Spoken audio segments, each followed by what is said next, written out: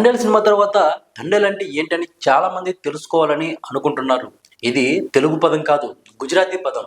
గుజరాత్‌కు చెందిన మత్స్యకారుల్లోని ఒక వర్గానికి చెందిన వారిదే తండేల్ అనే పదం. సముద్రంలో వేటకు వెళ్ళే బృందానికి వీళ్ళు నాయకత్వం వహిస్తూ ఉంటారు. వీరిని తండేల్ అని పిలుస్తూ ఉంటారు. ఇలా తండేల్ అని పిలుచుకునే మత్స్యకారుల వద్దకే మత్సలేశ్యం గ్రామానికి చెందిన మత్స్యకారులు పనికి వెళ్తూ ఉంటారు. దాంతో ఈ తండేల్ అనే పదం ఈ గ్రామస్తులకు పరిచయమైంది.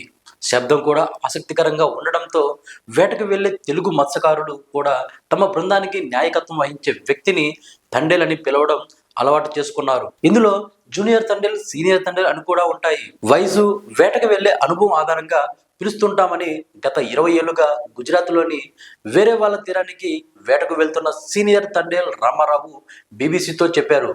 గుజరాత్లో తండేల్ అంటే బోటికి అందులోని సభ్యులకు నాయకత్వం వహించేవాడు. వారి బాధ్యత మొత్తం ఆయనదే. గుజరాత్లోనే ఎక్కువ ఉండడంతో మాకు ఆ పదం అలవాటైపోయింది. ఇక్కడైనా అక్కడైనా నన్ను తండేల్ అని అంటారు అని చెప్పారు. తండేల్ సినిమాలో ఈ రామారావు నిజ జీవిత పాత్రని నాగ చైతన్య, రామారావు భార్య నూకమ్మ పాత్రని సాయి పల్లవి పోషించినట్లు సినిమా బృందం ప్రకటించింది.